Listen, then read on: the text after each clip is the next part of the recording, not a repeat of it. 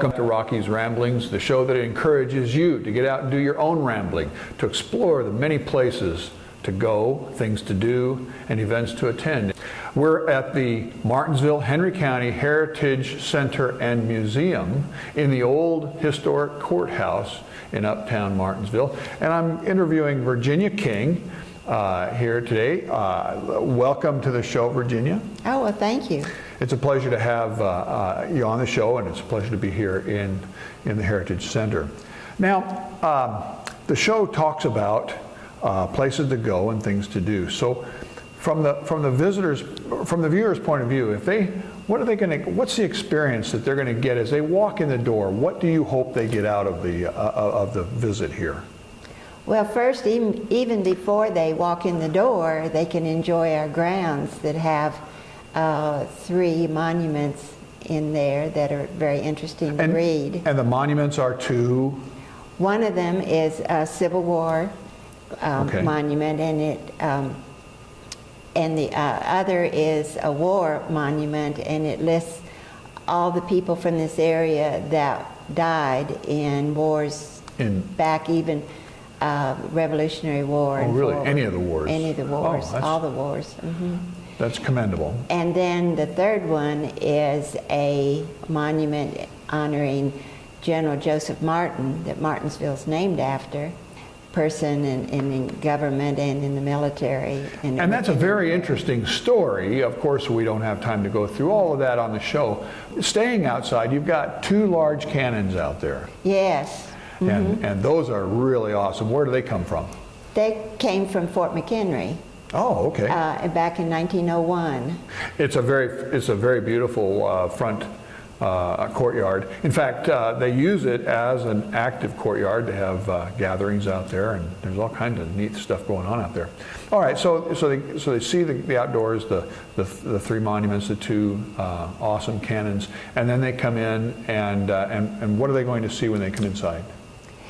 Well, I think that they'll be very pleasantly surprised to see how we've restored the courthouse. It was vacated in 1996 by the county when they built their new facility, and there was a threat that it was going to be torn down. So that's when the Martinsville-Henry County Historical Society was formed. Well, sure. And they became the custodians of it.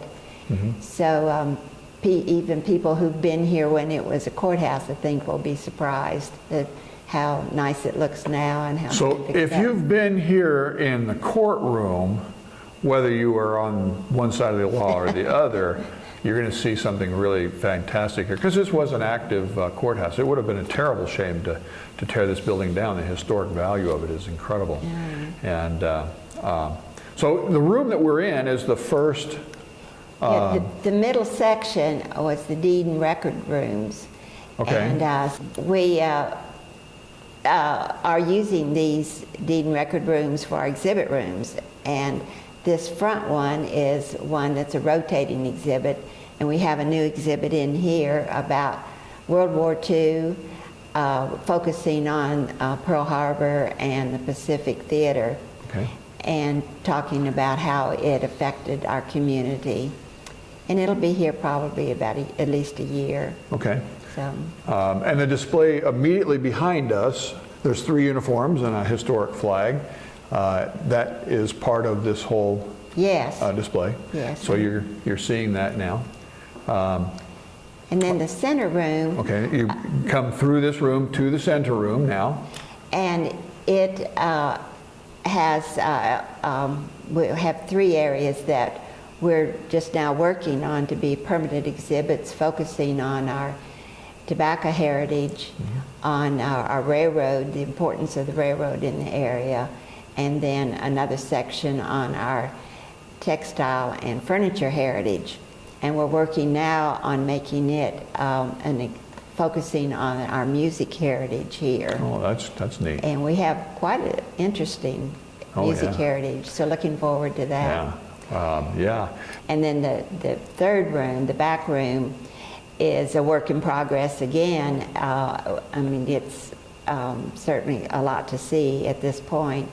is going to be our timeline room. Okay. And starting with the Native Americans in this area and the different decades leading up to the present. Yeah, the third room is the permanent room. So there's lots of things to see here. On the main floor, it's primarily museum. Now, when you go upstairs, you can actually see the courtroom itself. It's been renovated. Yes, Yeah. I think you'll be surprised at how nice it looks. Yeah. It's a wonderful place for programs. We even have weddings there. Was that right? Get married in a courtroom. Yeah. Imagine that. Yeah, our facility is available for rent for events. And then we have 3 smaller exhibit rooms up there, and one of them has our collection recently given to us of Madame Alexander First Lady dolls. Oh, okay. And it's starting with Martha Washington and goes through to Jackie Kennedy, and they're addressed in how what they would have worn at the inaugural ball. So if you're into first ladies or if you're into dolls, that's a good And there's display. a little history about each Yeah. one. All of them weren't wives. Some of them were nieces and Oh, daughter-in-laws, okay. and when wives weren't living. And then we have a beautiful dollhouse that even the guys like because of how intricate it is, and fascinated about it, and some antique toys too. You can get some ideas on maybe a dollhouse you could build for one of your daughters or something. Right. And then another room has some moonshine objects and tools, and None of it's for consumption. that's right. It's just a museum. And then the other one has just a portion of a collection we have of early clothes, women's clothes. Yeah, take got to them have that upstairs. anymore. Yeah. So if you have someone in your family that needs that, bring them along. It's ADA accessible. Wonderful thing. Something to always think about. Now, you also have. We talked a little bit about special events. The building itself is available for rent for Yes. special events, but you also have programs here put on by the museum, historical Yes. speakers. Is there any kind of schedule for those? We try to have one once a month. Once a month? Not always, but pretty much once a month. Okay. And we've had some really good programs that we try to at least put in the stroller or the, of course, on our Facebook site and the tourism site. And the Chamber of Commerce site. So we try to get the word out. Now, if you're a member, you get a mailed notice about it. So you that's have a an membership. advantage. There are advantages to membership to museums. It's a wonderful You thing find to out. do. So think about that. Come on in. We're going to have to take a break, a commercial break here in a bit. So we're going to close with this. Thank you, Virginia, for talking with us. Come uptown, see the Martinsville-Henry County Heritage Center and Museum. I think I got that right. That's quite a mouthful. But it's a wonderful place and lots to do here and learn about the history of this incredible community. And we'll be back in just a minute.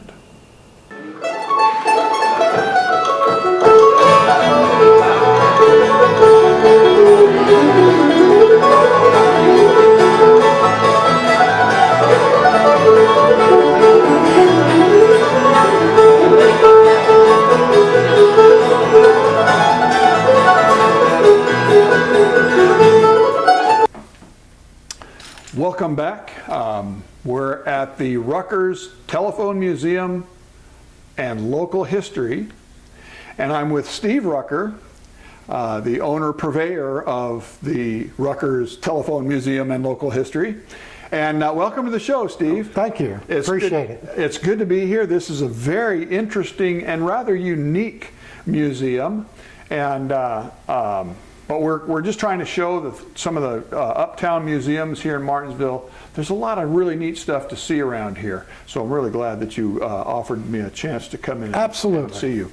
Now, What all do you have? Obviously, we have a lot of telephones in here. What all do you cover with your museum? Well, actually, we covered the telephone from its inception with Alexander Graham Bell. It was back in 1879, I believe it was, or 78, that he actually invented the first telephone. From there, we have the evolution of that telephone from that period on. Now, the only thing we don't cover a lot in here is the touch tones. We do have a few touch tones, but that's too modern. So, Too modern. The touch tone telephone is too modern. That's right. Should I tell him that we now have smartphones? Oh yeah, those are way out of line. But what we've got is all the different types of phones that were used through the century, from the 1800s all the way up to probably the 60s and 70s, Okay. which was when the touch tone actually really started taking hold in the United States. We also have quite a bit of other communication type devices like the switches that were used back then, and things that are associated with the outside plant, which is the Right. aerial cabling. Now, you actually have the switchboard. Yeah, I have several switchboards. I've got some Okay. that date back to probably the early 1900s, and some that were used in the central offices in wire centers, which is the serving area for that switch, that were used up until the 70s. They started out in the 50s, but they actually kept them in maintenance all the way up into the 70s. Wow. Now, they didn't have fiber optics in those days. Not quite. The only fiber they had then was in their cereal. Sure, sure. Okay, so you've got switchboards, you've got all of the different telephones from 1879 all the way up Right. to the 1970s. Yes. And what's the most unique thing you have in this museum? I would say my most favorite phone is sitting right here in front of us. So we have right in front of us a copy of the very first phone ever designed by Alexander Graham Bell. Alexander Graham Bell himself. It's right here in front of us. And Steve, would you demonstrate how that actually was Yeah, to sure. work? Go ahead and explain it as well.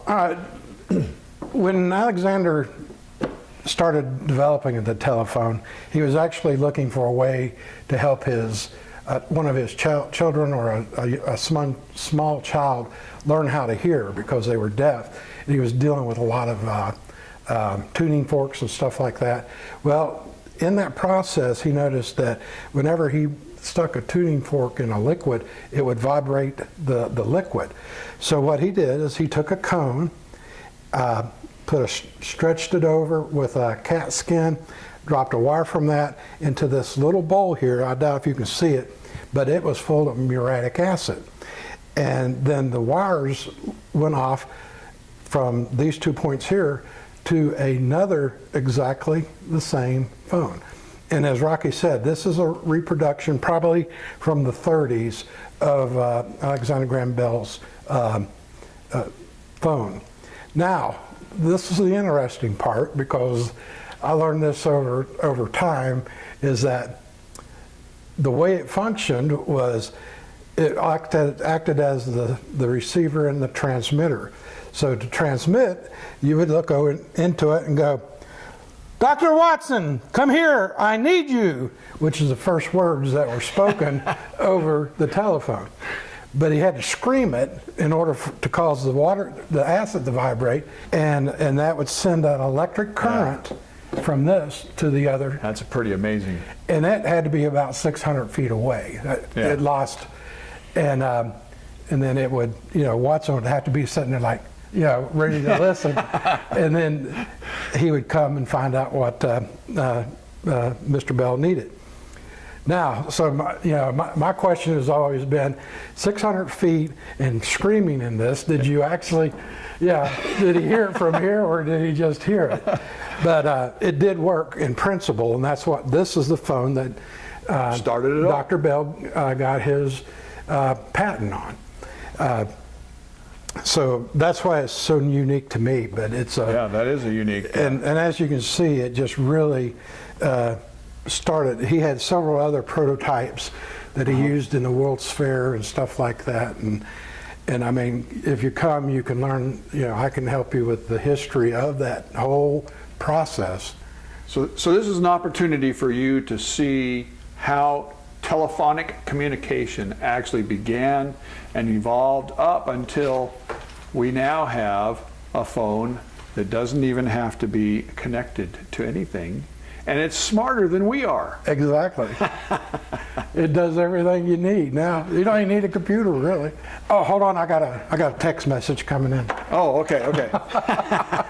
I have a lot of stuff as far as Lee telephone, Centel, everything like that, memorabilia, things like that. So From the local telephone yeah, system. from the local, from buildings being built to, a lot of the old time stuff that you just can't find anymore. And on top of it, we also do a lot, not only with voice, but we also talk a lot about the other mediums that we have, like the radio, television, and stuff like that also, Okay. and have some really good examples of really early technology in that as well. So again, All right. come on by, it's free to the public. We're hoping to have a grand opening here in about a month. I will publicize that, and I would Very good. love to see everybody come by and check it out. All right. Well, Rocky? thank you very much. Thank you. And we're going to take a break, and when we come back, I'll be at the FAHI Museum, and I'll explain what that is after the break.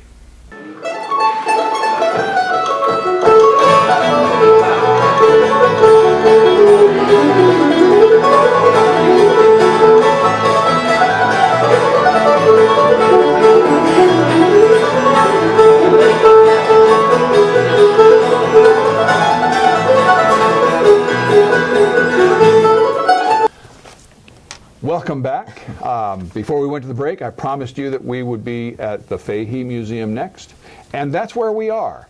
And I'm with Chauncey Adams, the Executive Director of FAHI.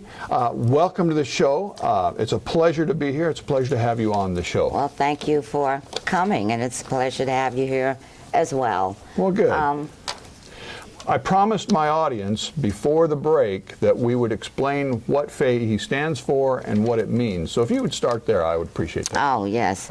FAHI, which is F-A-H-I, sometimes mispronounced, but the FAHI is for Fayette Area Historical Initiative. We're an African American museum and cultural center located on West Fayette Street. Hence the name. Hence the name. Hence the name. And Fayette. what's the primary purpose of FAHI? The primary purpose of FAHI is to create a community perspective that encourages people to examine the strengths of the past history and to get involved with the history, the local history here in Martinsville, Virginia, African Americans as well as non-African Americans. Sure. That's a wonderful purpose, and those are some of the things that we want to explore here. Now, as we were talking before we started the camera, my purpose in this show is to talk about what people will experience by coming into, in this case, the FAHI Museum. Well, they will basically experience the story of Fayette Street from back in the, early 1900s, I would say, up until this date. For example, this building that we're in is at the old Imperial Savings and Loan Association, and it was the first African American owned bank in Martinsville and located on Fayette Street. Fayette Street was the hub of the African American community in Martinsville. And when did that bank start? That bank started, I know it was in the 50s. Okay. It was in, and while it was located in different places, he started it out of a house. Oh, okay. his home. Yeah. Around 1952, I believe, 52 or 53. And then he moved to a different place, and he eventually ended up here owning this. Okay. Wonderful. All right. So visitors walk in the door. What do they see when they first walk in? They will see some exhibits of collectibles. There are stories here. We have, is that the Buffalo Soldiers? Oh yeah. We have Buffalo Soldiers. That is, if you don't know anything about the Buffalo Soldiers, you really need to do some research. That is an incredibly interesting story. The owner of the bank here was a Buffalo Soldier, Mr. Oh, really? Spencer. Yeah, Okay. he was a Buffalo Soldier. Yeah, that's an incredible story. If you're ever in Fort Leavenworth, Kansas, there's a whole park dedicated to the Buffalo Soldiers. It's very moving. It's a great story. All right, so let me do this. What is the most surprising thing that you have here in the FAHI Museum?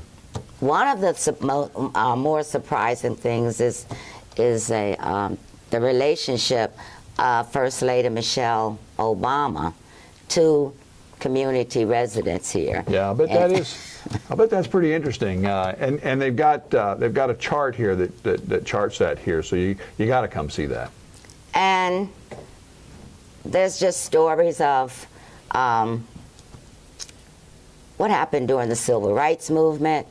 Lots of stories about that. Stories of the ownership of a building. Actually, it was a block called the Baldwin Block, okay, which was kind of another hub in the area. On that block was the first African American hospital called St. Mary's. Okay. There was a pharmacy or drugstore with a soda fountain. There was a theater, and let's see, what else did he have there? He was also instrumental in bringing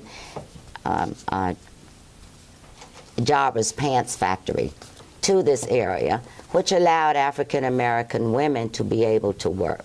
Oh, okay. Years ago. Yeah. So. All right. Okay. As you're going through, what is the display that you want people to see the most? Our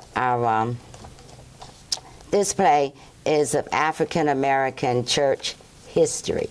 Oh, yeah. So, yeah. And we have all the denominations of churches, people who brought in information, their history, past pastors, founding pastors, the churches that may have been built over 100 years ago, and how they have evolved and maybe been rebuilt. And so it's quite. And are most of those churches still active today? Those churches are still active today. Okay. Yeah. Yes, very good. they are. Okay. Very much All right. so. This booth that we're We sitting had, at, how could I forget yeah. the booth? we're sitting in one of the displays. Isn't this an awesome little Booth? Well, sort of a booth. This is an original table and benches from Paradise Inn. Paradise Inn was a very popular place for African Americans and others. and where was that? It was located on Fayette and Beaver Streets. Okay. The building is still there, but it was a little place where you could go. They had great hot dogs. Lots of things happened there. At one time, there was a kindergarten class. They had rooms where truck drivers could stay, driving across the country and coming here. Now, they had many people that came here that would visit Paradise Inn. We had celebrities coming for each year for June German Ball. It was a big dance given in June every year, and we had very popular African American entertainers at that time. James Brown was one of the people here. Ike and Tina Turner had performed Wow. here. That's pretty high power stuff. Chuck Berry. Chuck Berry. Chuck Berry. Yeah. And others. And Wonderful. that was something that we look forward to. Now, there's a mural in Uptown Martinsville to the German Yes. ball. Yeah, we kind of a partnership with us. It's on at that Pocket Park, Yeah. the mural on the, Yeah. and they came and we talked about the June German ball and what it might look like, so that was Cool. put up Yeah. there. Albert Harrison and George Washington Carver schools are in here too, Oh, is big that right? time in the in the it? back. All right. A collection of pictures, class pictures Okay. of the seniors from Oh, yeah. George Washington Those are and neat. Carver. We have them from from 1951 through 1965 or 67. A year or two might be missing in between, but Okay. we were able to get those from someone who had found them and saved them, and so they wanted the museum to have them Well, that's and have good. them housed here. Wonderful. And also all about Albert Harris from the time it was a black school to the time that it was up to now. I mean, Sure. desegregated. Okay. All right. Well, Chauncey, we could spend all day talking about this kind of stuff. It's really interesting, and it's a different side of the history than the other museums we've talked about. But it's an incredibly important thing to look at history from all different perspectives, and you get a chance to do that here. So I really want to encourage you to come down, see the FAHI Museum, chat with Chauncey or whoever else happens to be running the museum that day, and learn more about that side of the culture of Martinsville. That's another show for us at Rocky's Ramblings. Okay. As we go, I want to encourage you to get out and do your own ramblings. Get out and explore the many places to go, things to do, events to attend, all through this area right here in the foothills of the Blue Ridge Mountains. I also want to encourage you that as you're going about your ramblings, make sure that you're doing so in a safe, well-maintained vehicle. And here's your defensive driving tip for the week. We all know about distracted driving, but we don't like to think about ourselves as driving that way. So make sure that when you're behind the wheel of your 2-ton weapon, that you're paying attention to what you're doing. The people on the road depend on it, as do the people in your car. All right. Until next show, here's wishing you safe rambling.